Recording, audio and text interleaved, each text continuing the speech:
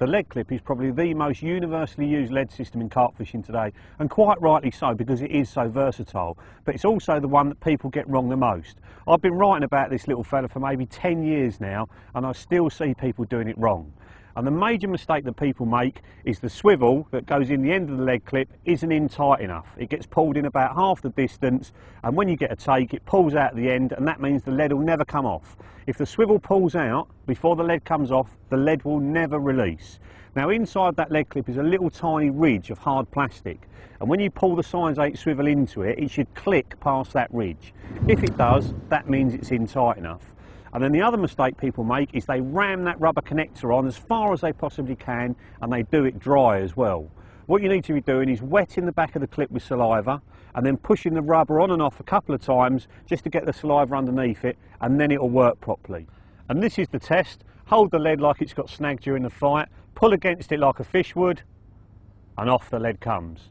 Now, if the swivel pulls out before that's happened, then your system's not working properly. You need to pull the swivel in so it clicks past that little ridge, wet it again, put the rubber on, and it should work the next time around. And the more you push that rubber on, the harder it is for the lead to come off. So if you only have it on halfway, the lead will almost come off on the take. So if you're fishing for big uns and you're only getting a few takes a year, that's the way to fish it. If you're fishing easy lakes and you're getting loads of takes in a day, you don't want to lose the lead every single bite, so have it pushed on all the way. Now this one I've set up with rig tubing. All I've done is cut the tubing to a point, and then I've cut the end of the line to a point as well before I've started to thread it, because if you bite the line and try and thread it through, it makes it really difficult. So the line's gone straight through there, through the rubber connector, and that tubing cut to a point is easily just pushed into the end of that rubber connector, wet the back of the clip, and then it's on. And at the other end I've got a quick link, and that's so I can take the hook link on and off really easily without having to pull that swivel out of the lead clip.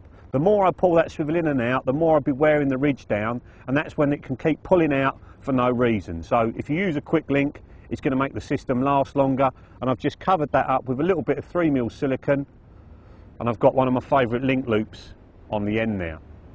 Now, since this lead clip came out, there's been a new development with them, and we've brought out a product called a hybrid lead clip, where the swivel is actually moulded inside the lead clip, so there's no way it can pull out at all. So let's show you that one.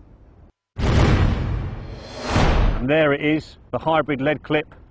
It may look fairly insignificant to you, but to me that is a thing of beauty. That has taken a hell of a long time to get right, mainly because that moulded swivel inside the lead clip is so hard to keep in place when we're moulding that around it.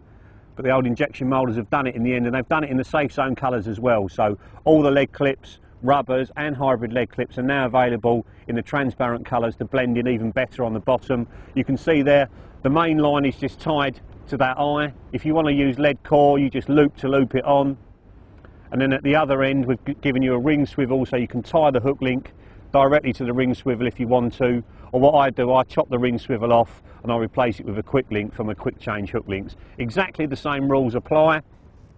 Just wet the back of it, push on your rubber connector and hold it, and then bang, off it comes. And because that swivel cannot pull out, the lead has to come off. So to my way of thinking, this is the only system that 100% guarantees you're going to eject the lead. So that's all you need to know about how to set up lead clips correctly. And if you've never used them before, that's what you want to get onto. A lead clip action pack. It's got 5 of everything in there to make up 5 rigs. And then the safe zone leaders have just come available with the hybrid lead clips on as well. And a couple of the other reasons people use lead clips is you can change the style and weight of the lead without having to cut the line, and you can also take your leads off your rods when you're not fishing them so you don't clatter your rods around.